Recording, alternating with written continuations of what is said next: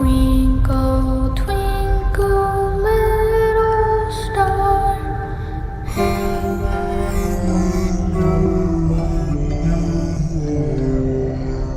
He's alive!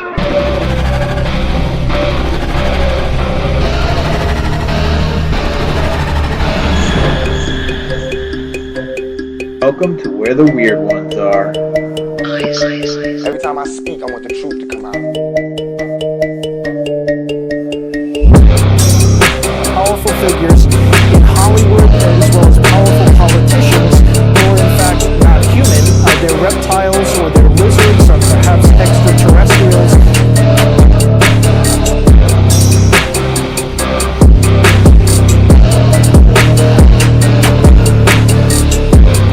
I don't think it is a human. I think it's a Sasquatch.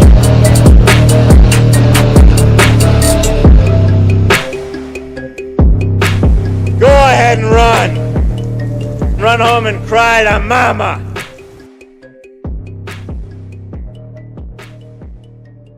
Let's get weird. What's up, you fucking weirdos? Welcome to another episode of Where the Weird Ones Are. My name is Kevin, but you probably already knew that, and if you didn't, now you do.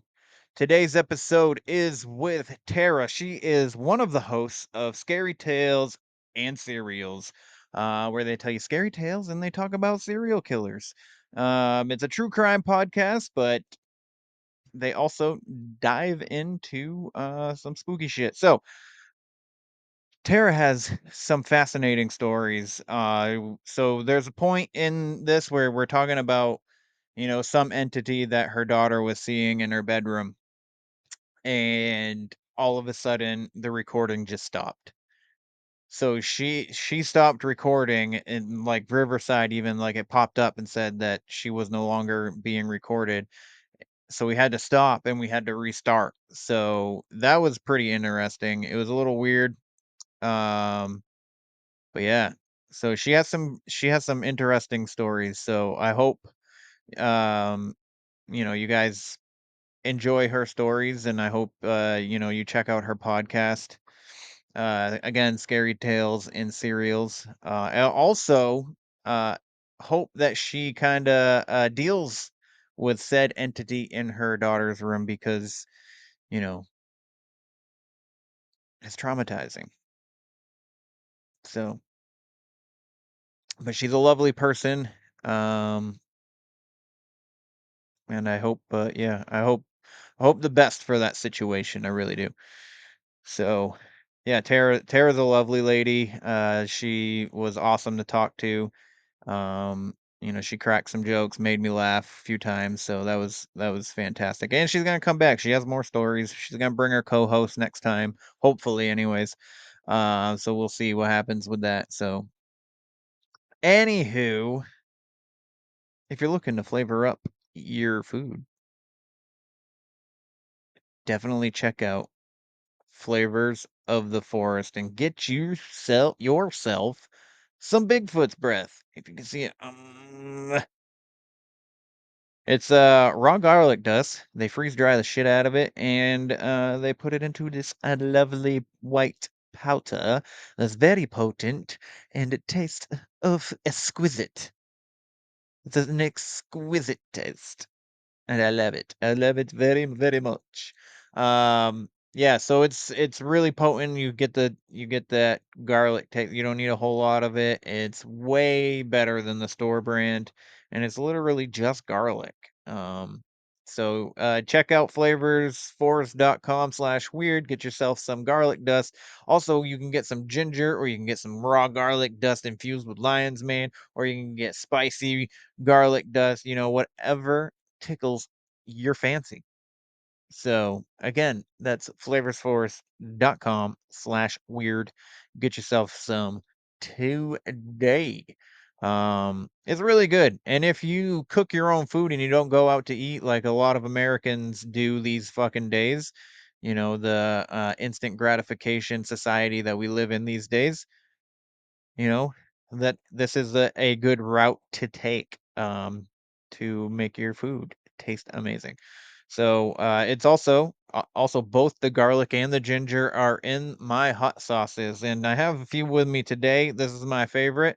It is hot lemon squeeze, and then my second one that I ended up making is the blueberry heat, and the newest addition is green apple sizzle.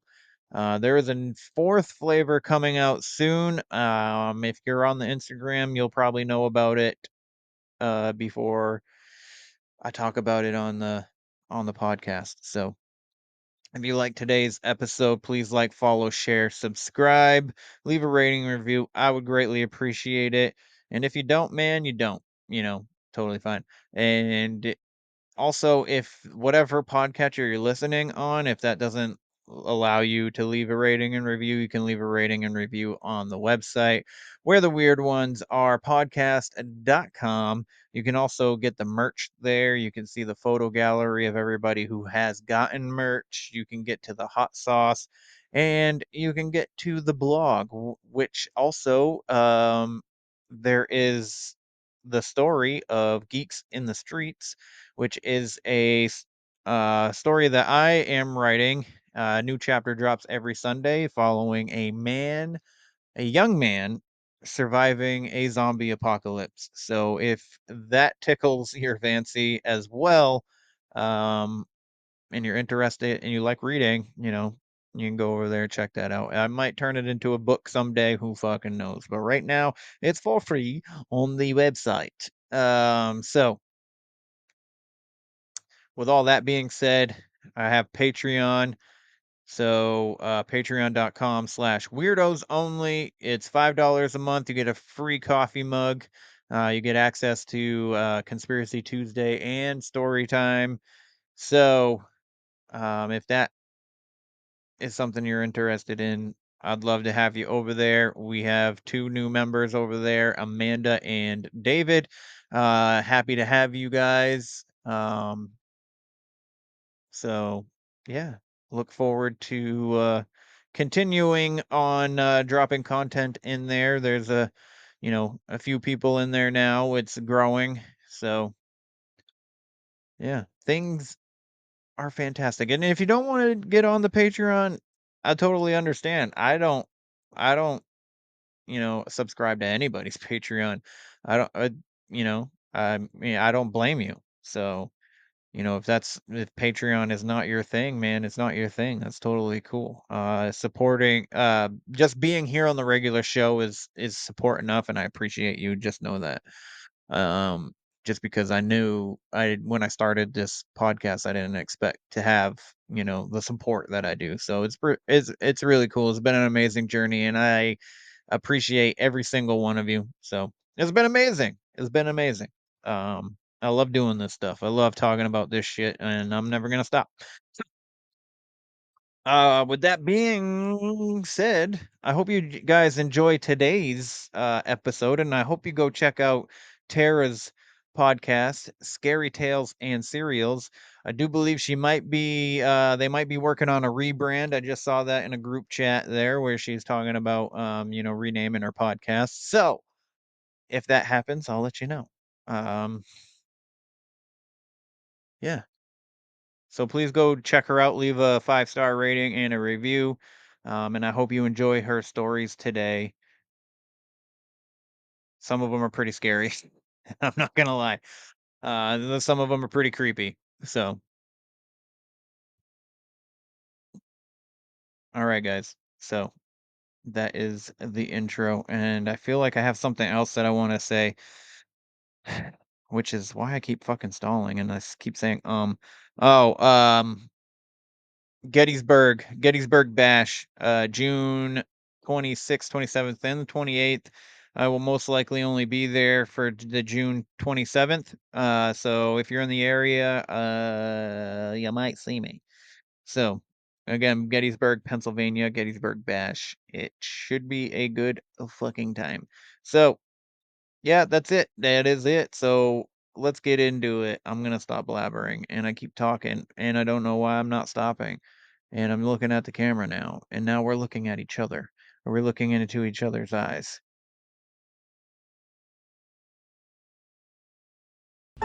coming to get you, Barbara.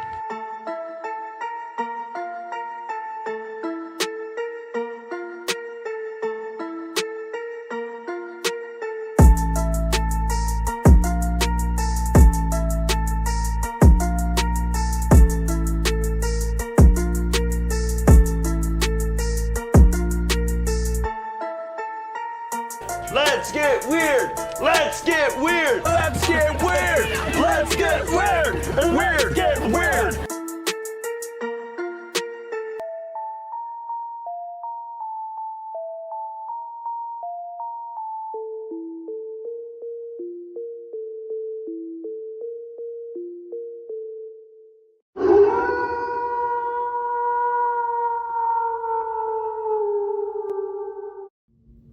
What's up, my fellow weirdos? This is Jen and Mondo from 305 Paranormal.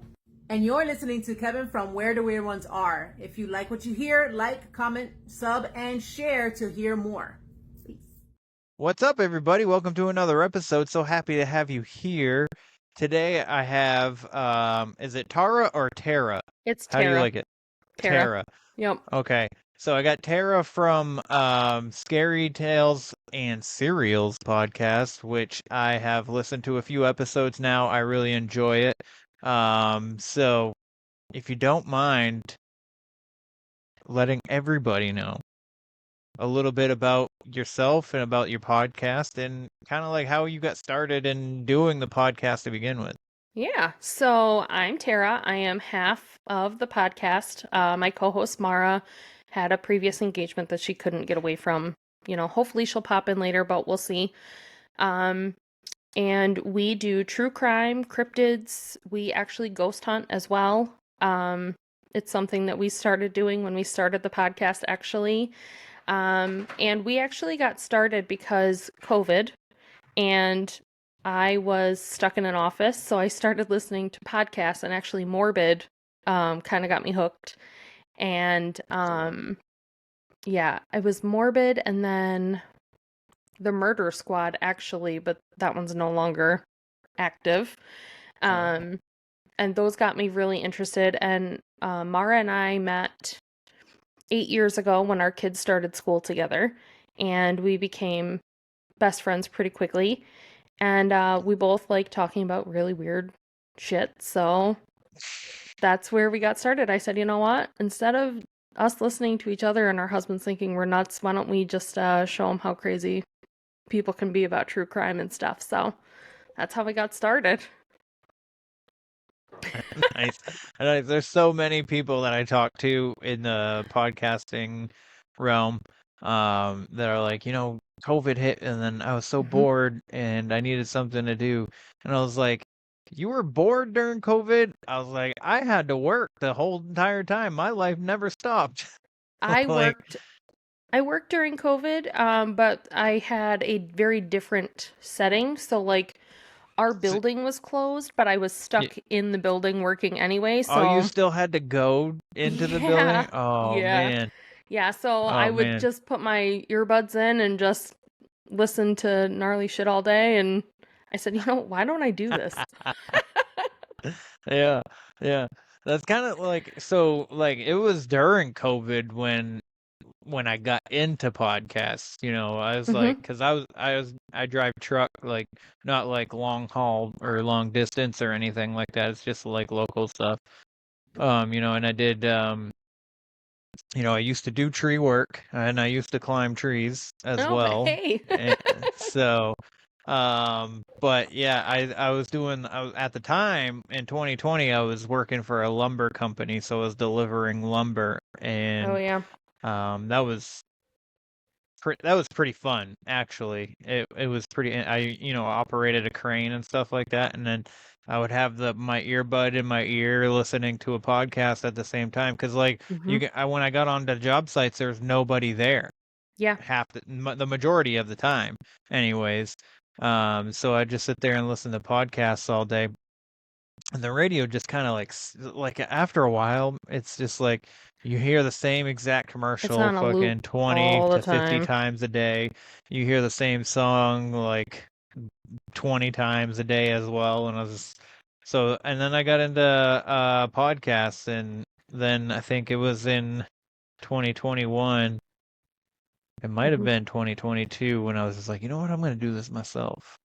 So Yeah, I think we started in 22 because we just hit 2 years. So yeah, like I yeah. kind of So yeah, sat on it and marinated a little bit, and Mara was actually pregnant during COVID, so she she had a oh, COVID baby and she was stuck at home, and then when things kind of lifted and we got to like visit each other and stuff, we were sitting around talking one night, and her husband's looking at us like, "What is wrong with you two?" And I was like, "This is bigger than you think." And I'm like, "You know what? Let's just do this." So, yeah, yeah. yeah. Well, I'm glad you did. I'm glad you Me did, too. Thank because you. Thank you. you're welcome. You're We're welcome. we're getting there. I tell everybody we're a slow burn, but we don't have like a podcast promotion agency or anything like that. I like to grow organically, and Yeah. I just don't want to pay people to bump ratings and stuff like that. So,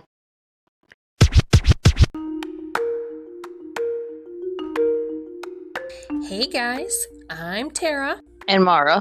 And together we are Scarytales and Cereals. We are two best friends, ghost hunters, and moms who know all too well that mama ain't easy. So we do this to relax and unwind. We communicate with spirits because, let's face it, they're the only ones that truly listen anyway. If you like the paranormal, all things spooky, true crime, and downright murderous tales, then you're in the right place. Join us on our spooky adventure.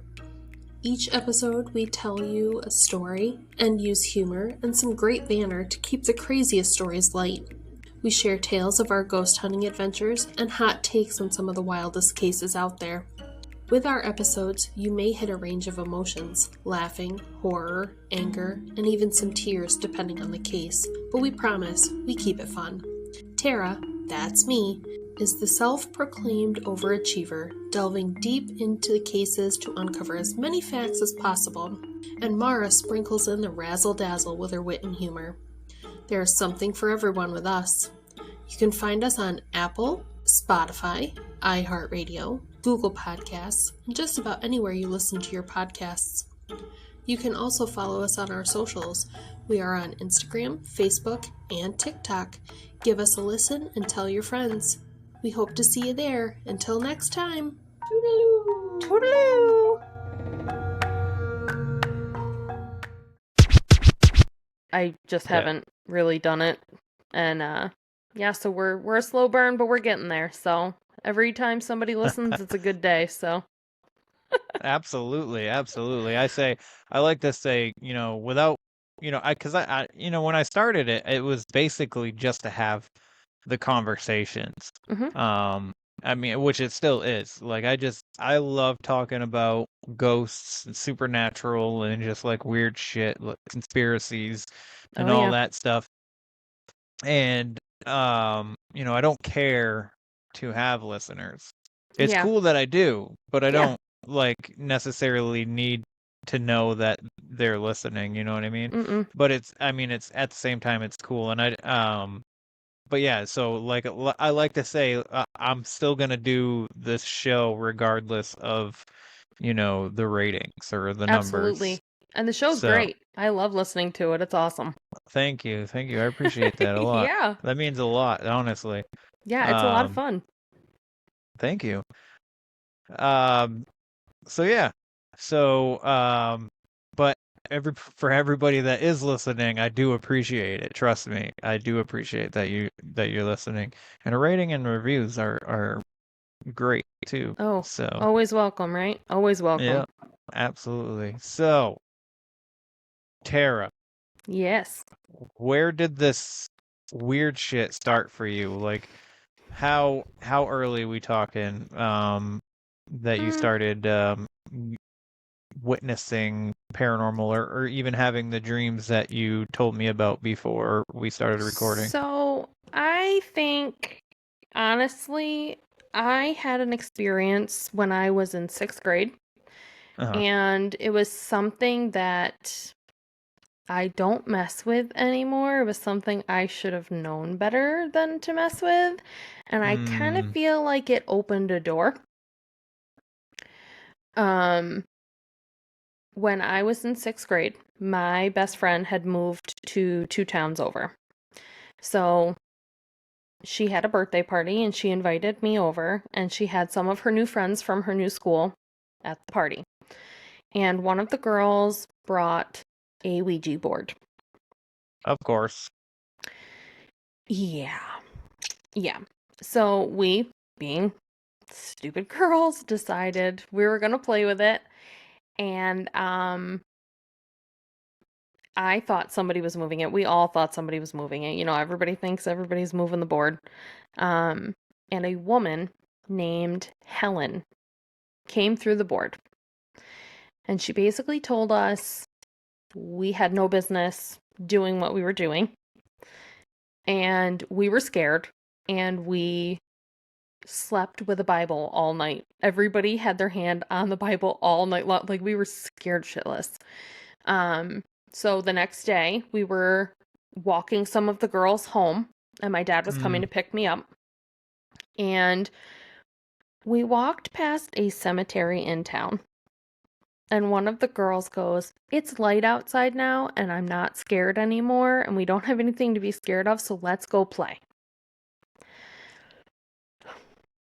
So we went into the cemetery and sat down and proceeded to pull this goddamn board back out. And the same person came through the board and basically said, "You did not listen to me. Now I'm going to prove it." And ironically, or on purpose, I don't know, but one of the girls was allergic to bees, and she was the only one that sat on a nest, and it stung her all over her legs, her inner thighs. Like, these bees attacked her. Oh my God. I pissed my pants and ran out of that cemetery so freaking fast. My dad wound up picking me running down the side of the road. He picked me up. I was booking it. I didn't sleep for probably 2 months with a light out. I was scared to death. Wow. And then it was something that I was so rattled by that I didn't really tell anybody about. Like, my parents knew, and my dad, like, yelled at me, obviously. He's like, "You don't play with those things, da da da da." And then I found out, like, a couple days later that the girl that brought the board had borrowed the board from her mother, who was a practicing Wiccan.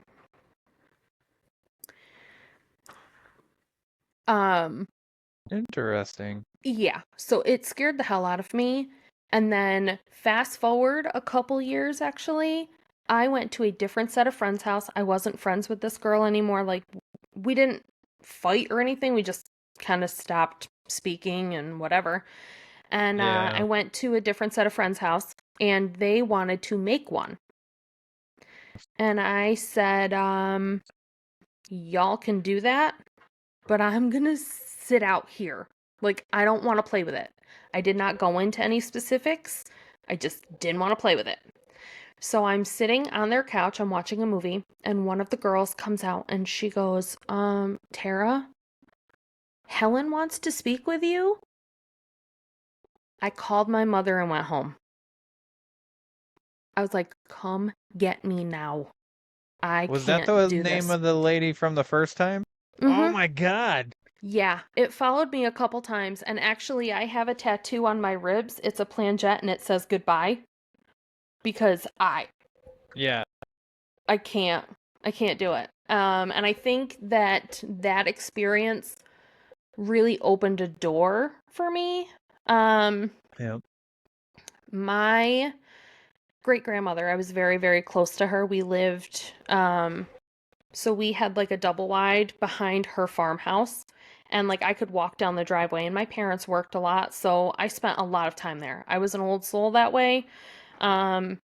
It's just something that I did. And I spent all my time there, and I would sleep over there a lot. And then when my great grandfather passed away, we moved into the house. She had cancer, so we were kind of taking care of her. And shortly after we moved in, she got really sick and hospice had to come in and everything like that. And I remember distinctly that's around the time that the dreams started kind of going wonky. One night I came home from a dance. It was 7th grade, I think. 7th grade dance. I came home and we had a baby monitor on. And my dad went in to check on her. And I could hear her kind of talking to my dad, but she didn't know who he was. So she thought he was Jesus because he had my dad has a big beard. So she actually said, "Thank God you're here. I've been waiting for you. Please take me to Frank," which was her husband's name. And she was just like, "Please hurry." And I went up to bed. I was upset. She was my best friend. That night I had a dream that she was sitting on my bed. And she looked at me and she said, "I am gone. I am okay. You will be okay. But I have a favor for you to do for me." And she said that there was a specific poem, or it was a poem or a Bible verse or something that she wanted me to read at her service. And I went downstairs in the morning and my uncle was standing in the kitchen. And when I walked around the corner, I see him and he looks at my dad and he's like, tears up. And I went upstairs and locked myself in my room because I already knew she was gone. I could not find this poem to read at her service. I could not find it. And a week after we buried her, I found it. So I did go read it to her, but that was the first time I remember seeing anyone in a dream that way. She was very, I was not scared. I was very comfortable. And I was just like, "Please don't go." And she's like, "I have to go when you know I have to go. And you're going to be okay." And it freaked me out. It freaked me out a lot. We continued to live in that house and a lot of strange things happened there. When I was old enough to have a boyfriend, my boyfriend was over at the house one day and my great-grandfather passed away in the living room. So his hospital bed and stuff was in the living room. And he had passed away there. Yes. They both passed away in that house, and I lived there until I moved in with my husband. So, I mean, I was there for a long time. But he passed away in the living room, and my boyfriend one night, it was summer, and I had a tank top on, I think, and he turned and he just looked at me and he goes, "By God, girl, get some clothes on." And that was something my great-grandfather said to me all the time. If I didn't have a long sleeve shirt on and skin was completely covered, that man would say that to me. And I just looked at him and I said, What did you just say? What'd you just say?" And he's like, I don't know. It just kind of came out of my mouth. Oh my God. Yeah, we had our upstairs. It was a very old house, so there was no heat up there. They just had like ducts in the floor to like make the heat rise and stuff. And at that point I was, thought I was cool, so I was living in like the tiny little closet I made into a bedroom, like, whatever. And my stereo would turn on. My CD player would turn on at all hours of the night, and it would skip CDs, it would skip songs. And in the winter, like, I didn't sleep up there. I'd sleep down on the couch because it was cold. So my dad would come out and like, "What is going on? Why are you playing music at all hours?" And I'm like, "I'm not even up there. Like, that's not me." And then I was Burn the house down and run. Yep. Right? That's it. That's what I do. So I was in my room one day and I was listening to music, and my brain says it was Big Pimpin' I had playing on the stereo, and I could hear like this tapping noise. And that house was very old, so I had to run an extension cord to even play my stereo. So I had to like wedge my door shut to like, keep it closed. And I turned the music down because I could hear something like slamming into my door, and I had a plastic rosary on the door. So I was like, what is that? And I went to open the door, and the door like slammed against the wall. Oh. I thought it was my sister, who's 2 years younger than me. I thought she was messing with me. So I ran downstairs to like yell at her, and she was outside on the trampoline laying in the sun. And I was just like, okay. I had a very strange dream in that house. It was a recurring dream that would happen, and it would progress. It was almost like watching a story. Yeah. I remember one night. You know what? I've had dreams like that too, where It's weird, right? Yeah, it's kind of like you're watching a movie in a way. Yeah. You're not really like present there. You're just kind of like watching the scene play out. Well, it was weird because I was present. Oh, okay. I was present, and but you could see yourself? No, I knew I was me. Oh, okay. I knew I was me, but something would happen different every time. And it got weirder as it went. So in the dream, a man, and he was a very old-looking gentleman, and he had a big beard, and he had white hair, and he always wore a suit. And he came to the house one day, and he kept telling me, he was talking to me like he knew who I was. But he kept calling me, and I couldn't remember, and this is what I messaged my dad about last night, if it was Emma or Ellie or Ella. It was something like that. He just kept calling me this name. And he's like, I came back for you. I told you I'd be back for you. I told you I'd come back and see you. Please come with me. And I'm like, I don't know who you are. Like, I kept telling him, I don't know who you are. I don't know who you are. And I would have it every once in a while. And then one night, I was asleep on the couch in the living room, and I had the dream again. But this time it was a little different. He came to me, and he was standing in the kitchen. He never walked into the living room. And he was standing in the kitchen, and he holds up this dress. And it was a very old-looking dress. And he's like, I told you I'd be back for you. I brought you this gift. I will give it to you. Please just come with me. So for some reason, I started walking. And I was walking towards him. And as I got to the threshold in the living room, an arm stopped me. And I was like, what is happening? So I like kind of snapped out of it, and I look over, and it's my great-grandfather. And he's looking at this man, and he was so angry. And he's like, she is not who you think she is. She is not for you. You cannot have her. You need to leave her alone. And it was the last time I had the dream. The last time. When we were cleaning out the house. I have goosebumps. I'm sorry. I have to tell you, I have like goosebumps. Yeah, right it's now. crazy. So we were in the house, we were cleaning everything out, and our attic had this have you ever seen an attic with like a tiny door where you have to like duck to get in? So that's how this attic was. It was an old farmhouse. So we were in the attic, and my dad comes downstairs, and he's like, Terry, you got to see what I just found. So I go upstairs, and tucked behind an old armoire was a photo painting of this man. And I wanted to throw up. And I was like, what the hell? I was like, who is this man? And he's like, this is your great grandmother's mother's father. And he lived in the house. It was his house originally. So his daughter's name was Eleanor, and he called her Nellie.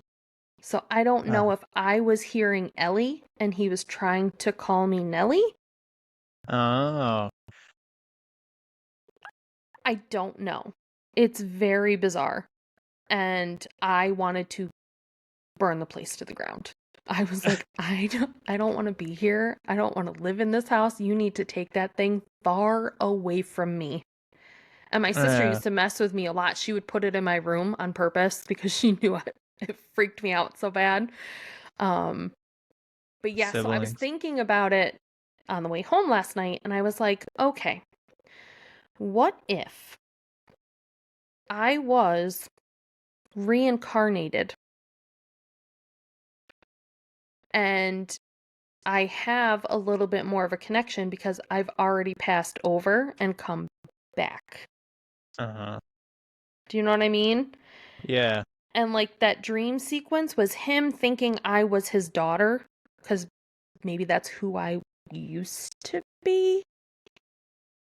Well, was she alive when you were alive though? No. No. No, she And passed away when my dad was young. She passed away. Oh, okay. Yeah. So it's bizarre. I thankfully haven't had any dreams like that Did since it I ever moved feel out. negative? No, it didn't. That was the thing. Like it didn't feel negative. I was just very confused because he kept insisting I was somebody I wasn't. Yeah. And I was like, I don't know you. I don't know you. At the time, I was scared. I was like 15, 16 years old. Like, Yeah. I wanted nothing to do with that. But my grandfather, my great grandfather, when he came through, I was very warm and I was very like happy he was there. And it was like he was preventing me from crossing that threshold for whatever reason. I'm really curious on what the intention there. Well, I mean, Yeah. we'll hopefully never know, but Yeah. like I'm just, especially if it's negative, I mean, I'm glad that, if something was to like end up being harmful for you, I'm glad that, you Oh, yeah. didn't go through over there. But like I'm just curious on what would have been. Yeah. I like It's if I really had weird. crossed that threshold, I have no idea. Mm. Like I have no clue. My dad had dreams about this man as well.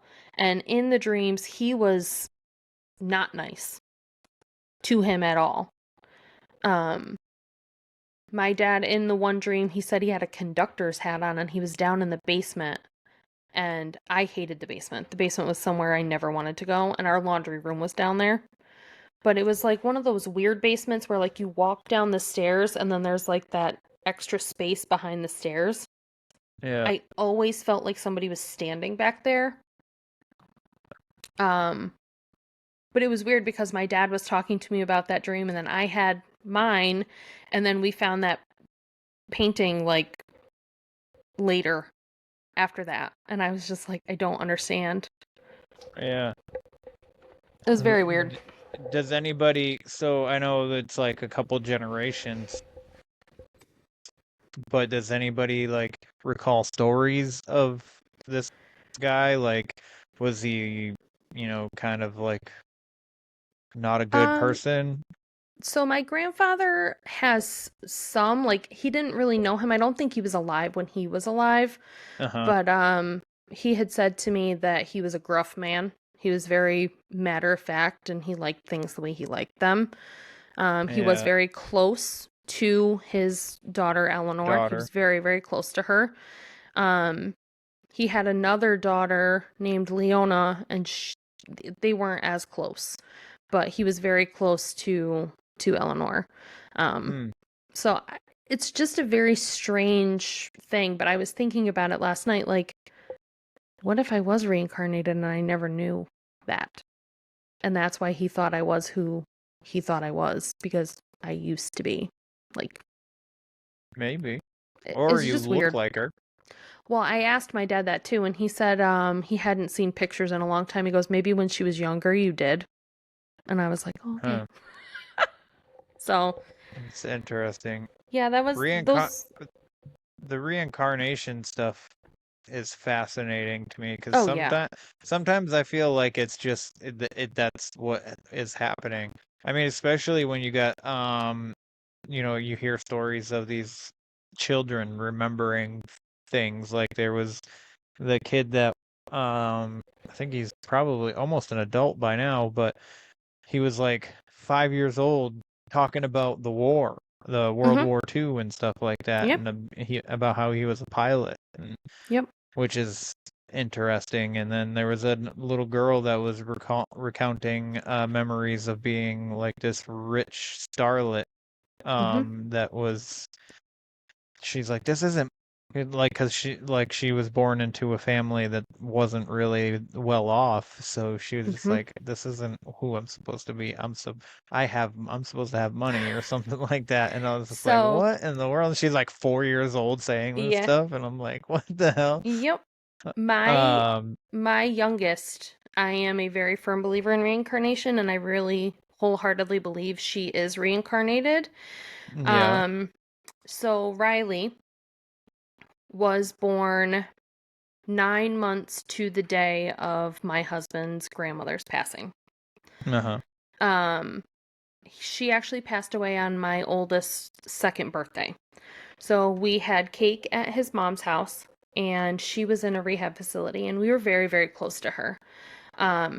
So after cake, his mom called everybody into the living room. Brooke was playing, and, she let us know that Nana had passed away earlier in the day. And everybody's just kind of shell-shocked, sitting there trying to figure out what to do. And Brooke comes into the living room, and she goes, "Hey, it's going to be okay." And she walked back into the kitchen, looked at Nana's normal chair, and goes, "Told them," and then just continued to play. So I had said to my husband, if we have a girl, her name will be Riley, because that was his grandmother's maiden name, was O'Reilly. So I was in the shower the morning I had her, and I said, wow, if I have Riley today, it'll be Brooke and Riley will be 2 years and 9 months to the day apart. And then I was like, holy cow, it's 9 months to the day of Nana's passing. Now, Riley is very much Nana's personality. She is incredibly close to my husband's mother, and she looks just like her. She will say things. When she was really little, I had her on my lap, and I was feeding her, and she was almost asleep, and I was just kind of flipping through channels, just to like pass the time, waiting for her to fall asleep. And I turned wrestling on, and my dad was a big wrestling guy.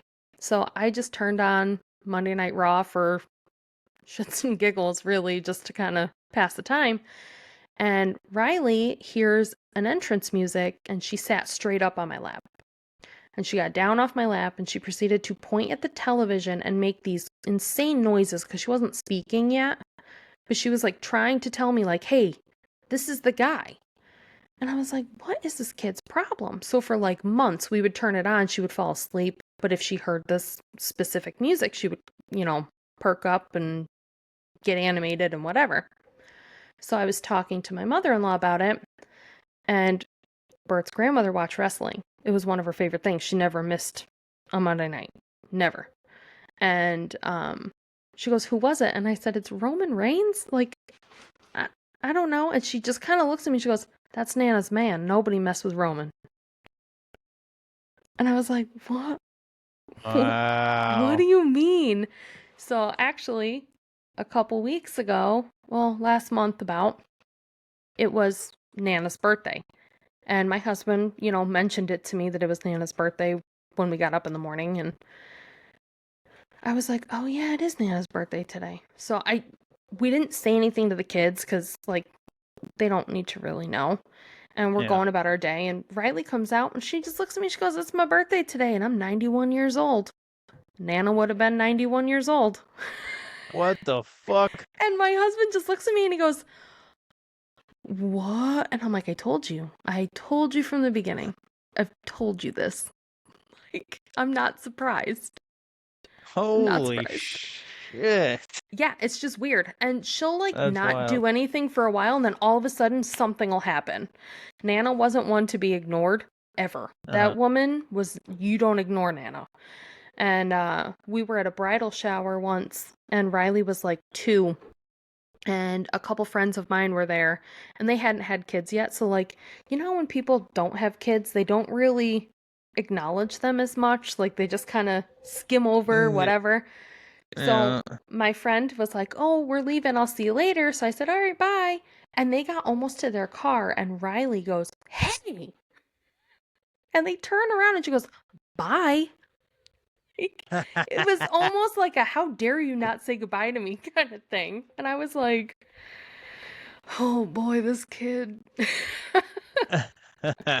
So yeah, I'm a big firm believer in reincarnation. awesome. It's just one of those things.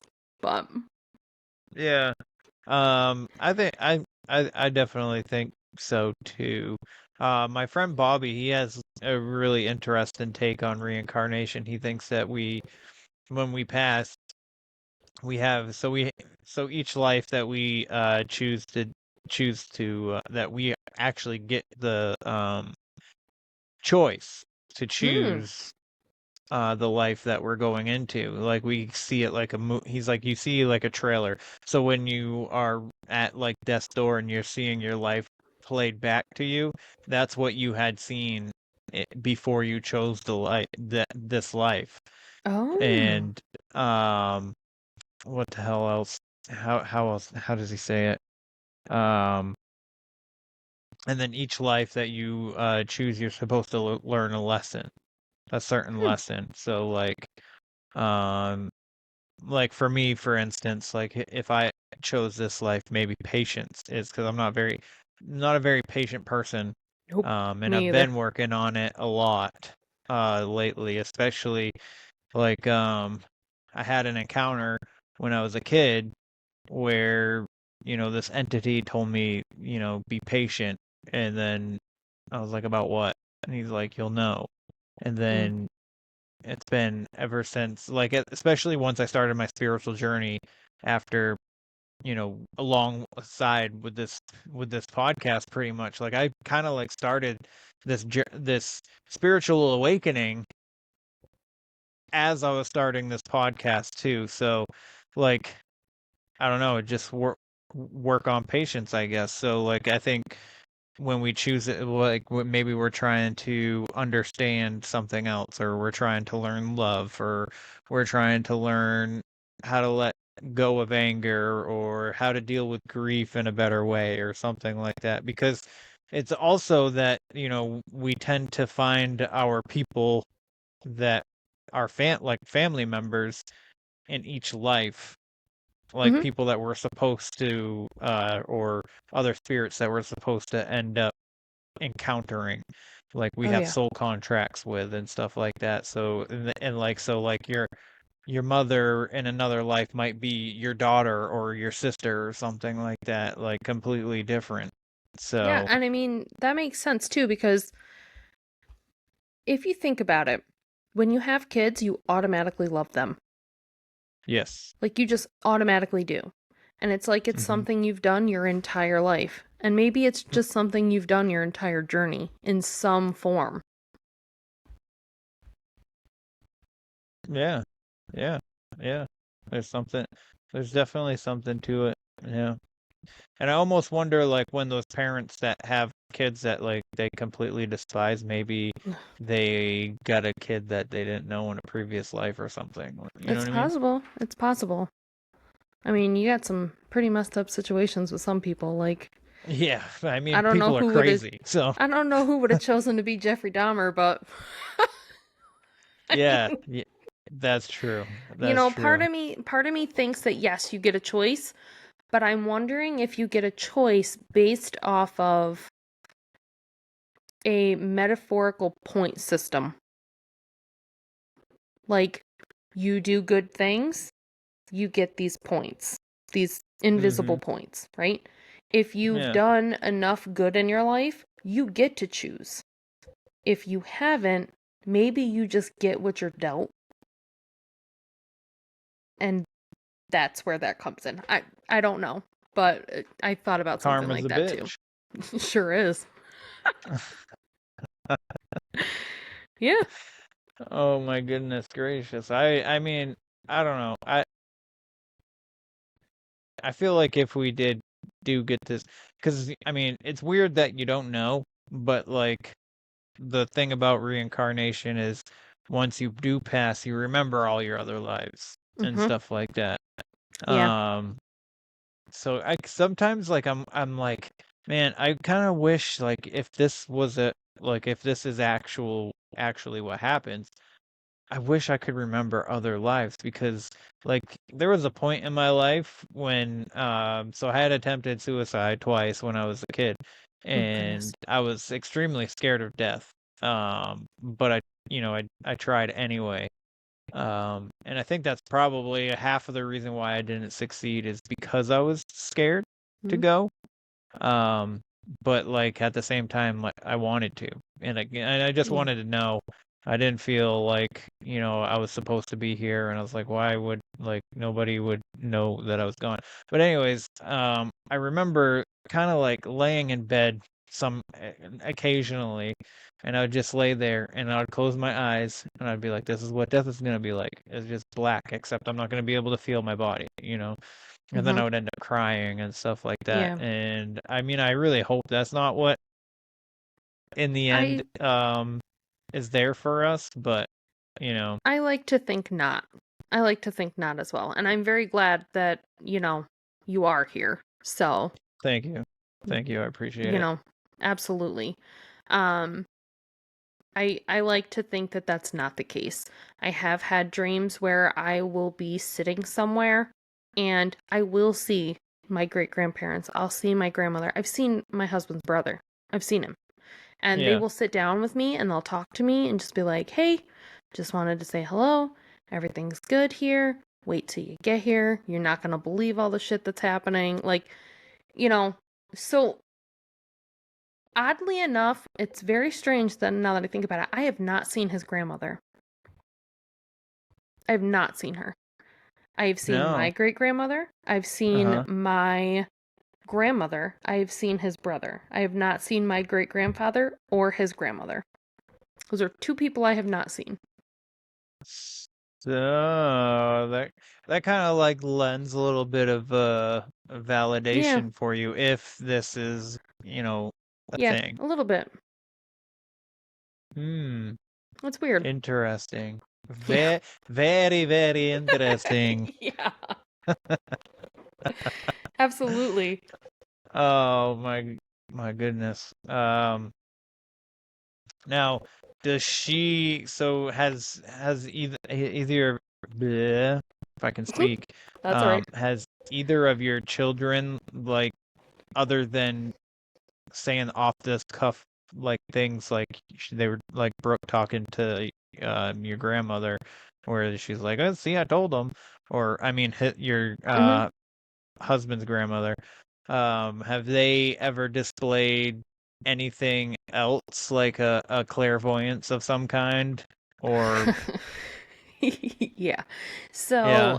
my house now is another weird thing. So my house was actually built in the 70s and Mm. no one died here. My mother actually, her sister, the house was built for her.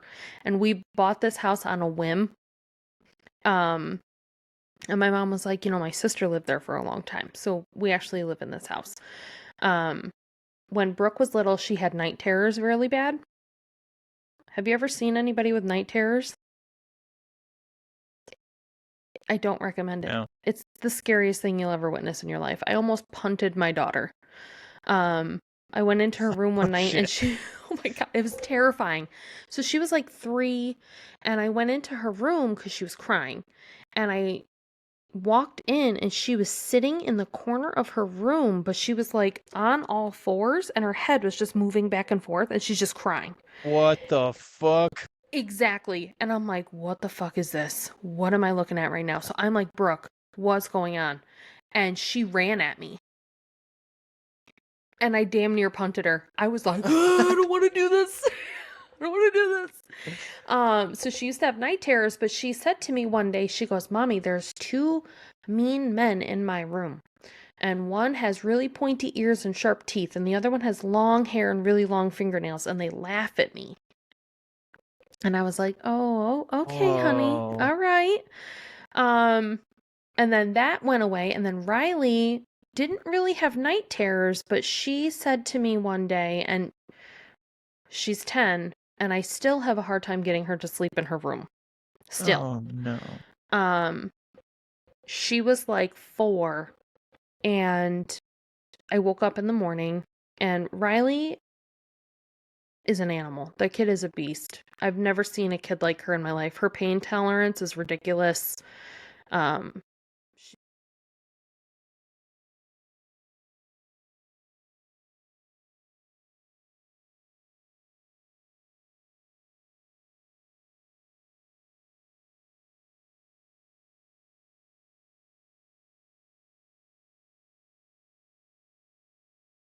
Oh my God.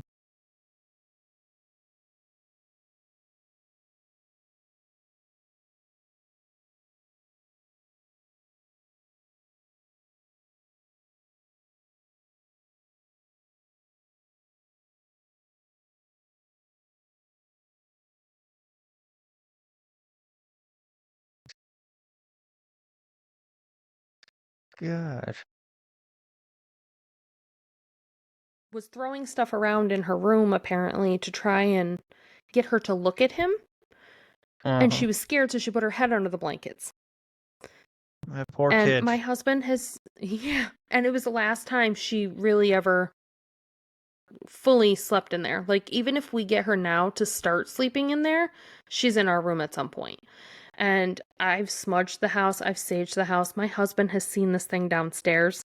I have no idea why it's here, where it came from, but Hello, my name is Chrissy Champagne. I am the host and creator of Residue, a true crime podcast dedicated to keeping you paranoid.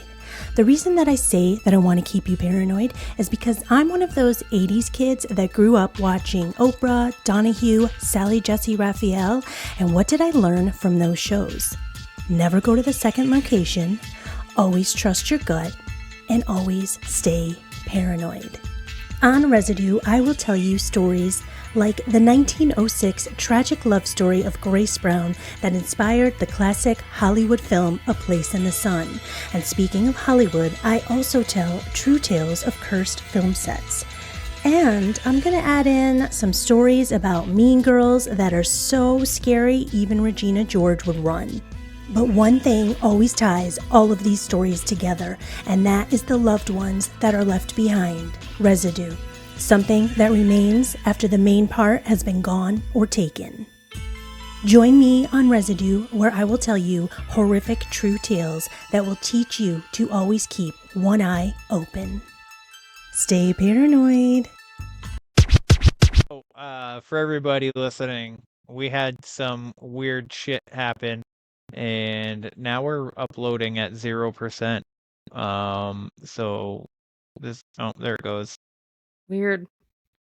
Yeah, so I think whatever entity Tara was just speaking about, I think he doesn't like being talked about. Yeah, you So don't want to talk about it, apparently. He must be Bruno. yeah. But we're gonna try and continue to talk about him, and we'll see what happens. Yeah. So I can't remember where the hell we were. That's but, okay. Red eyes, Yep, something red like that. eyes. And He then had a you tall were hat. going into something else, and then I got the notice that you weren't recording. Yeah. So Riley saw him. She insisted that he was throwing stuff around her room to get him to look, to get her to look at him, and she was scared. And I mean, that's the last time she's really slept in her room completely. And like I said, she's 10. So we have like a memory foam thing at the end of our bed, so if she wakes up in the middle of the night, she can just come in and lay down, because it's pointless for me to try and get back up and get her back in there and, do all that fun stuff. So I'm like, well, if she's still fine sleeping in here, whatever. Like, but yeah, so like I said, my husband has seen him, usually down in the basement. So he doesn't usually come upstairs anymore. I don't know if that's because I smudged and he just stays down there now, but every once in a while he'll hang out. I still to this day wish I had a copy of a video from probably what I would consider my first ghost hunt. I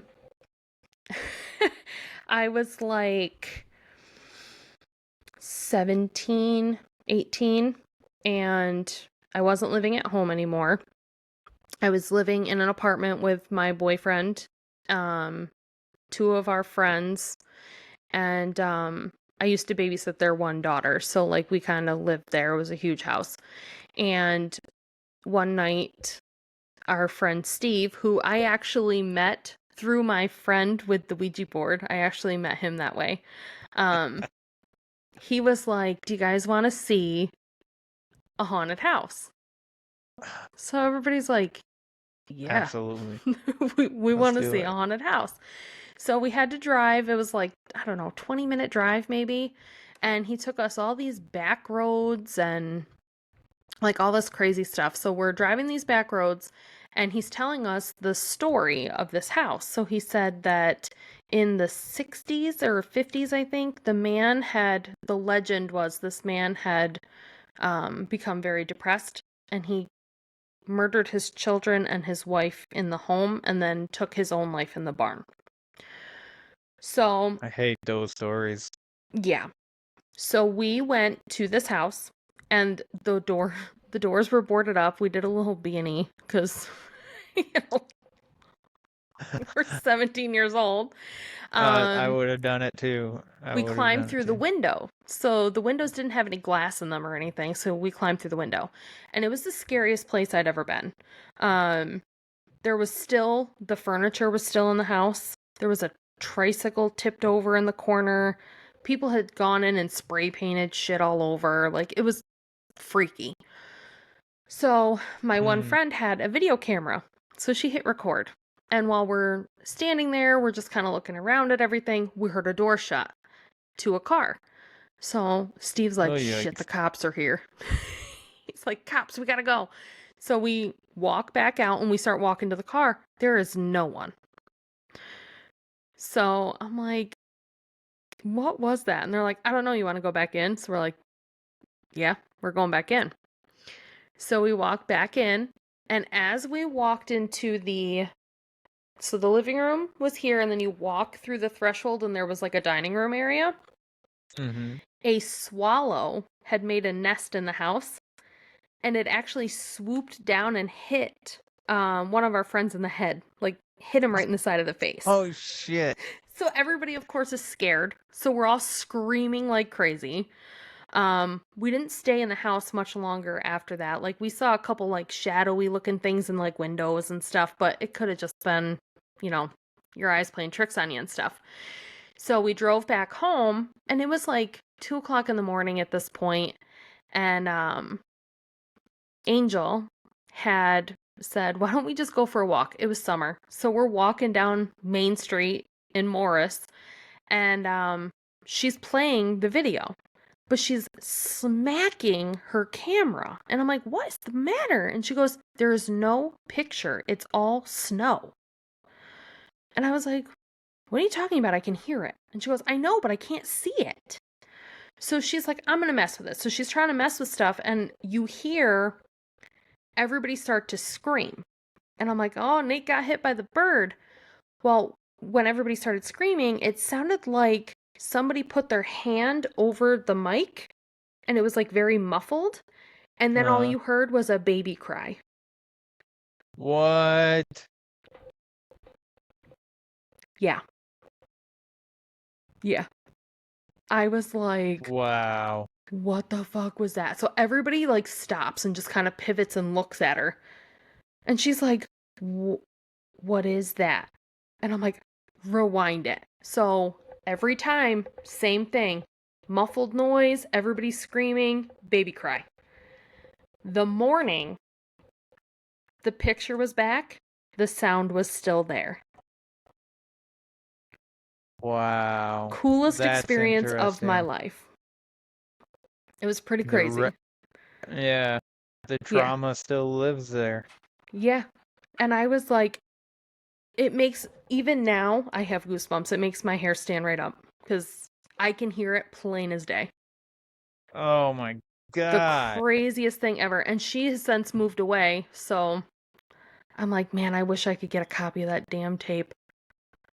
Yeah, I would want one too. I don't blame you. I was like, when you're 17, you don't even really think about it. You're like, that was cool. You don't think No, about you it. But don't. now I'm like, I do this. Like, I have fun doing this. I wish I had this as proof. Like, I wish I did.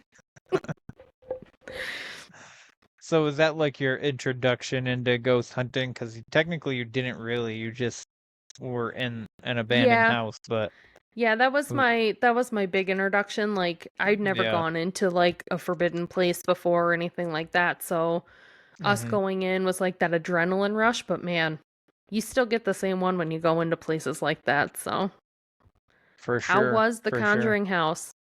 It was not as cool as I expected, but Really? it was still an experience. Yeah. It was, because it's a, it's a bucket list kind of a thing. Yep. But the problem is that the new owner is not great. I don't know Mm. if she needs to become more extroverted or what, but like we're supposed to get like this guided tour that's supposed to take 45 minutes or like a half an hour or something like that. And she just literally just brought us into this. So you walk in, there's a big room, Mhm. which I would assume was like a living room of some kind. And then there's a second room that's the same size as the living room, but it's called the seance room, and there's a library right off of it. And so she brings us into there and then just tells us that the Bathsheba story is not true. That she's actually buried in a Christian or Catholic uh, cemetery on church grounds or something like that. She never killed her son or anything, but she did like the guys and I looked this up. She was Yeah. on trial for killing a neighbor's um child, but she wasn't convicted. She was found not guilty. Well, so was So, Lizzie Borden. yeah. I I think I don't think that she did it, to be honest with Lizzie you. Borden? Yeah. Eh, Th- I I think can go either way. I think there's a conspiracy there. That's one of my Um bucket list places is the Lizzie Borden yeah, house. I want to go there too. But I think all in all, the most interesting thing I'll tell you, because I don't know if I've stated it on this show yet. So I think so. Scott from Beyond the Shadows, him and Joe from Tales, Trails, and Taverns were out in the woods, and they were down by the bridge because Scott kept feeling like this coldness by the Mhm. bridge. I only felt it once. But nobody else felt it, which was pretty weird. Yeah. And so he was out there and they were recording and they heard Native American drumming. It was just Mhm. like boom, boom, boom, boom. That's so weird. And it's so clear too. It was wicked clear. And so he got that and he played it for us. I was like, "Oh my God, you can totally hear that." And then I did an Estes in the basement, and it was just me, Scott, and Rob, who is a co-host at Tales and Trails and Taverns. And Scott was asking for names, and I ended up saying feathers. And then Scott says, um, "Can you say something that makes more sense to me?" And then I said native. And then he says, "Was that you outside with the drums?" And I said, "Being bold." And he goes, "Yeah, I'd say that's Oh, pretty yeah. bold." And then he said, was this he said fuck. He said he said something. He asked like why are you here or what would you like to communicate? And I said stolen. And he goes, "What was stolen? Your land." And as soon as he said land, I said land. And once I said land, I got like I felt like this I was being covered, like buried in like ice. Yeah. And I couldn't breathe, and I had to I was just like, I'm fucking done. I can't Mhm. do this. And then I had to like take a minute to catch my breath, but I was like shivering. I was so cold, and it was a hot day. Like that was Yeah. like it was a scorcher in Rhode Island, in the New England area, for everybody. So that Yeah. day was super hot. The upstairs you could barely stand in there Mm-hmm. without being, and that's probably why she didn't give us a good tour, was because she didn't Probably. want to go upstairs because it was too hot. But at the same time, I don't know. We'll Yeah. see. But Jason Hawes, his daughter, loves the Conjuring House, and she had just stated on Sunday, I guess, that she is breaking ties with the Conjuring House. Well, so our first official ghost hunt was Hinsdale, the Hinsdale house. Oh, yeah. And we do things a little different when we investigate. So one thing that we did with that one was we went in completely blind. I didn't want to do any kind of research on it because I didn't want people's experiences to muddy my own, if that made sense. Like, if somebody's constantly saying, oh, you're gonna see this, I don't want my eyes to be like, oh, I saw that. You know what I mean? So Yeah, that makes sense. we went in pretty blind. Mara had probably the most experiences there. And it was crazy. So when we went, it was May 13th, and it was so hot. It was ridiculously stifling hot. And we went upstairs to the rooms, and she sat down on one of the beds, and she's sitting there, and she's looking at me, and she's like, can you just do me a favor? And I said, what? And she goes, will you touch my knee? Just touch my knee. So I reached over and I touched her knee. She was so cold, like freezing. And I said, what is wrong with you? Is your circulation messed up? Because I was like, something's wrong. And she goes, it feels like I have someone sitting on my lap. Like, whoa. She was like, my legs are tingling. My waist down is completely freezing. So we had somebody, we went with Ghost Hunts USA, which I wish they were still around, but they're not. And we booked with them so you could use their equipment and stuff. So they had an SLS camera, and we brought it upstairs, and it literally looked like somebody was sitting on her lap. Like there was a duplicate, like stick figure sitting on her lap. And she's like, and she kept saying to me, I feel like I can't breathe. Like I'm being choked up here. Like I don't want to be up here, but I don't want to leave. Like it was like a weird feeling. And then I actually tried the Estes method for the first time while we were there, and they had taken us out to the woods. So you walked up like a path, and there was a tree that had like there was like feathers, and there was wind chimes and dream catchers and stuff like hanging all over this tree. And they said that there was drums and stuff that you would occasionally hear there and stuff like that, but I put the headphones on, so I'm trying to it disorients you because it's going so fast, so sometimes it's hard to make the words out. And I'm sitting there and I'm answering questions, and then it said my name, and I yanked those suckers off so fast. I was like, I'm done. I'm done with this right now. I can't do this. And they're like, what'd it say? And I'm like, it said my name. And they're like, what? And I'm like, it said my name. So then I asked them, I said, does it even make sense that it would say my name? And they asked, can you tell us who is in the chair? Wow. And I was like, oh, all right. That's great. So we went there. And then our next stop was Penhurst, which I think there's a video. There's a video definitely on our Instagram and our TikTok, and I think our Facebook page has it too. We were up there, and one of the things that one of them told us was investigating is,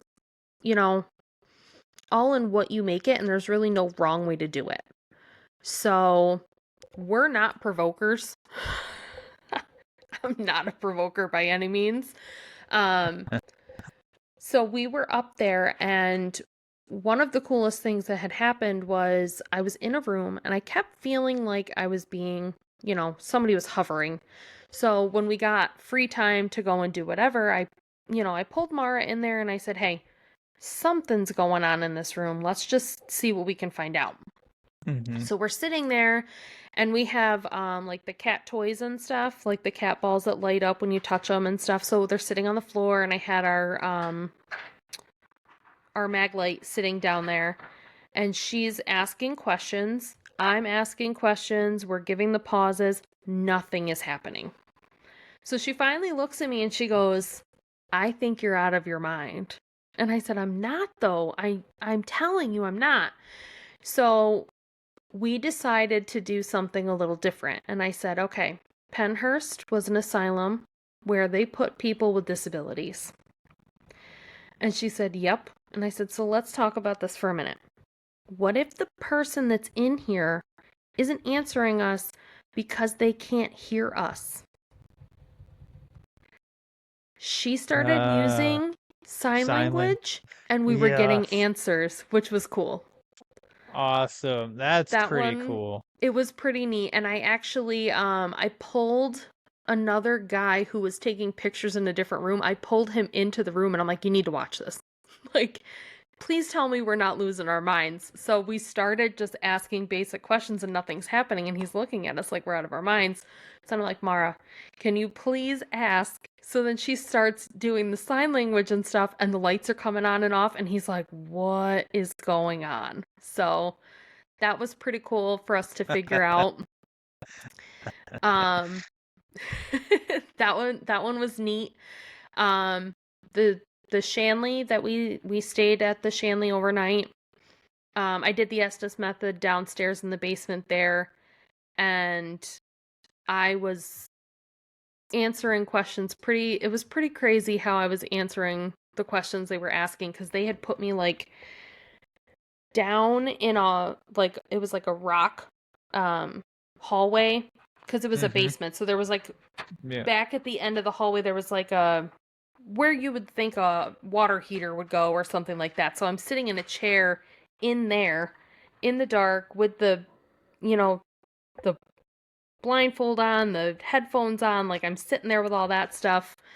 And I was answering questions pretty spot on, and one of them they asked was, who am I talking to? Or who do you think you're talking to? And I said, I know who I'm talking to. And they're like, oh yeah, who? And I gave the person's name. And it was the tour guide who we didn't officially meet because we were late.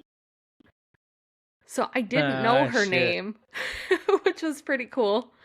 And while I was there, we set a camera up in our bedroom while we went upstairs to investigate. And Riley, actually, when I got home, was like, Mom, can I do what Taps does and look at your footage? So she put the headphones on and she sat down, and she takes the headphones off and she goes, what do I do if I find something? And I'm like, will you tell me you found something? So she goes, okay, well, I found something. So I said, what do you mean? She goes, where were you when this was done? And I said, we were upstairs. So you can see, and I can send you the video too, it's pretty cool. You can see the door frame, and then all of a sudden the whole camera just goes like you can see the door when it's done. It was like somebody flicked it. Like, it was really weird. Oh shoot. So that one was cool. I'm a little sad. I loved Pennhurst. I'm a little I don't want to say anything negative, and I don't want to say anything mean.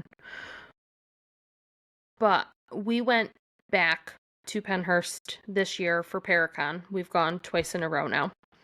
Yeah. And because I know what it looks like there, I could tell that there were certain things that were moved to other rooms. And I don't know how I feel about it. Like, it's just kind of strange. So, like, a mattress. Yeah. There was like a mattress on the floor and a toy on the floor in one room. And then we went back into that room because I wanted to take more pictures of it because I remembered exactly where it was. And it's not there. It's in a completely different building now. So I was like... So, would you like they're moving the stuff around? Yeah. And I just don't know how I feel about it because to me, the stuff you're looking at is how it was left. To me. I get you. So, like, I go back in and I realize that's not where it was before. That's completely different. Like, why are you moving it? If you're cleaning, that's one thing, but to put an old mattress back on the floor in a different room just seems weird to me. Yeah. So, like, I kind of struggled with that. I did have some really good experiences there. I'm not saying that it's not haunted. I'm just saying the way it's set up is a little strange to me. Yeah, that is a little weird. I it actually was just very got cool to invited to visit. go investigate Penhurst in August, but I'm not going to be able to. Oh no, it is fun. It is a fun place to go. But when we went up there, we went up to the 3rd floor, and the first time we went up to the 3rd floor, I had to go back downstairs because I felt instantly nauseous. I was not feeling well. So I had to go downstairs. I needed to take a minute. And then we went back up, and as I was walking up the stairs, I had said, I'm coming back up now. I would really just like to talk to you. Please, you know. I didn't even hear him. Freaking dogs. Finley! My God. My husband just got home. Yeah, so I had to really announce myself to be able to go up and be okay. But I was like, at first I was like, I don't know if I'm even going to be able to walk up here. Because it was pretty rough, but yeah, we've had some good experiences. We've had some really bad experiences. We went to Sylvan Beach, which is local for us. I've never heard of that one. 45 minutes to an hour away. And it's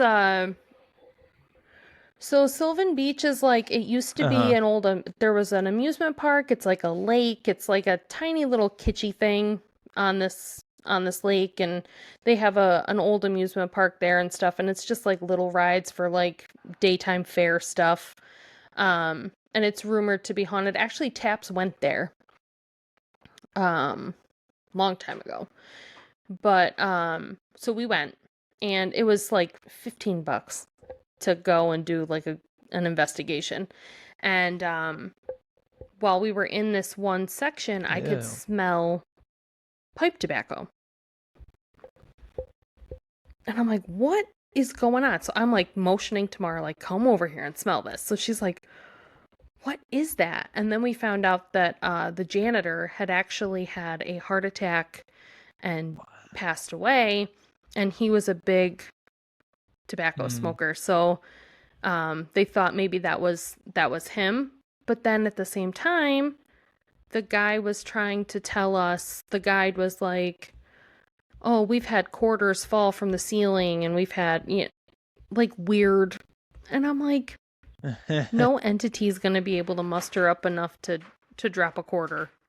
Like, come on now.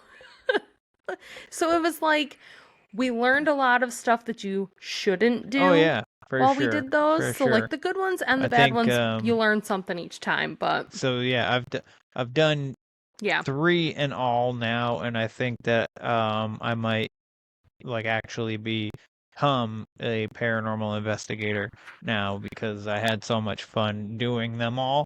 So, and I just I want to do more. So Christina Westervelt, I don't know if you're familiar with her at all. I can't remember I can't remember the paranormal team she's a part of. Her name is familiar. Was a part of.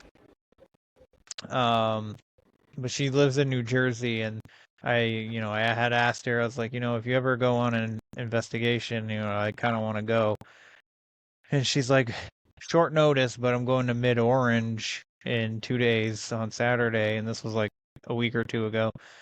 And I had literally 3 podcasts to record that weekend. And I was like, fuck. So like I had one for my show, and then I had and then I had a Patreon episode. I had one for the regular show on Saturday, and then I had a Patreon episode to record on Sunday, and then I was on somebody else's show Sunday night, and I was like, if I go to Mid-Orange, it's gonna, because she said it was like 7 to 2 or like 8 to 2 or something like that. And I was like, I'm gonna be so fucking tired. I was like, I'm not gonna be able to deal with this because then it's a 5-hour drive for me to go out to New York. So yeah, no way. Yeah.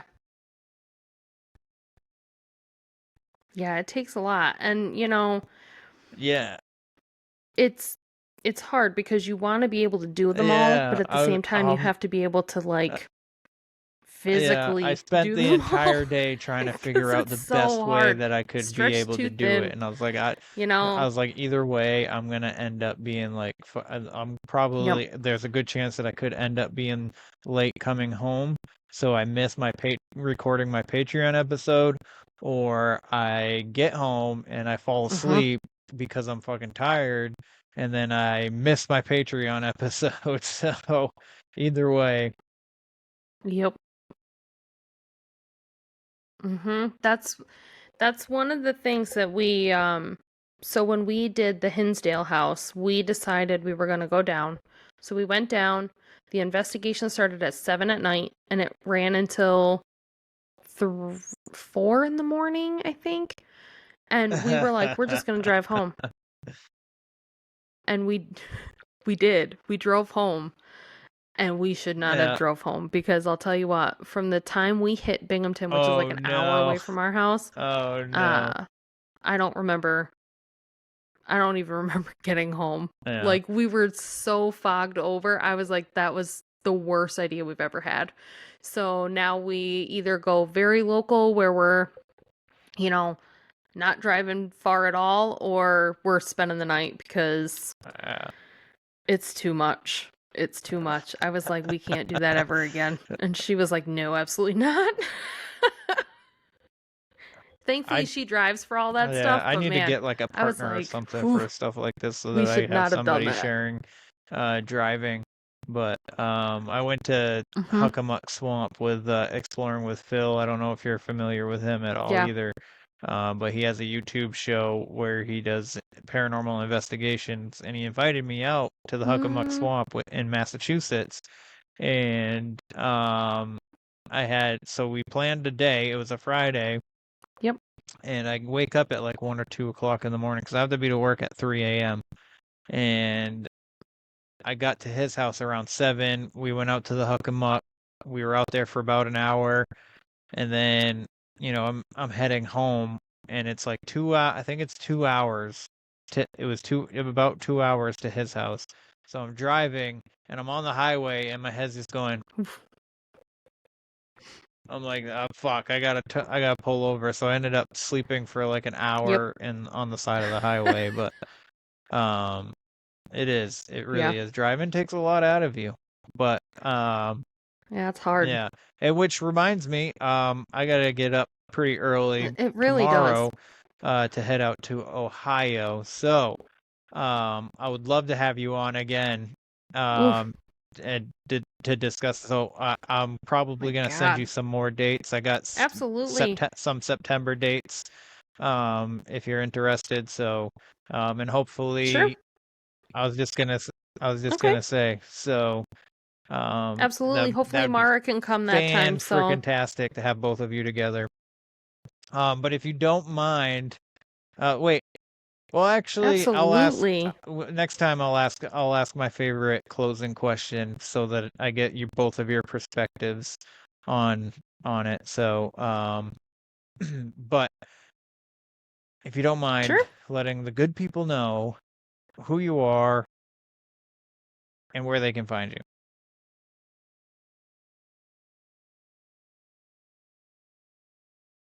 Absolutely. So we are Scary Tales and Serials, and you can find us on Instagram at Scarytales and Serials Pod. We are on Facebook with Scary Tales and Serials. There's a group there. We are on TikTok with Scary Tales and Serials, and our email group Well, is Tara, I greatly appreciate you coming on. scarytaleserials@gmail.com. Yes, I had a really good time. You have some really interesting stories, and I Absolutely, it really was a enjoyed blast. listening to It was a them lot of and fun. being able to talk to you about them. And I like I tell everybody, I really appreciate you taking the time to, sit down with me and to discuss this stuff, because, time is our greatest currency, and you're never going to get that time back. So the fact that you did this with me today, it means a lot to me. So thank you. Always. Yeah. All right, Again, it was great to be asked to be on the show, and I'm excited to do it again. So. All right, everybody. So that's today's show. Please go check out Scary Tales and Serials. I highly recommend them. So make sure you leave a 5-star rating and a review. It'll help get them out in the algorithms, and by now you should understand that. And if you're interested as well, I would greatly enjoy a rating and review. You can, if you like today's show, leave a like, follow, share, or subscribe.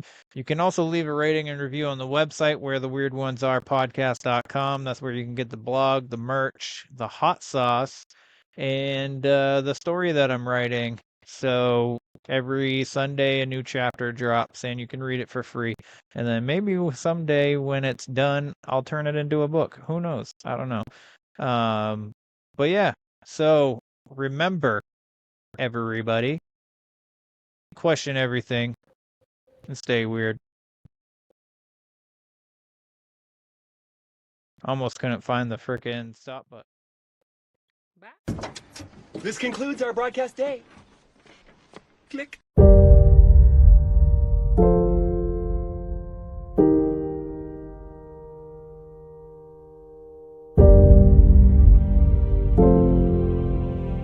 Because in the end, none of us have very long on this earth.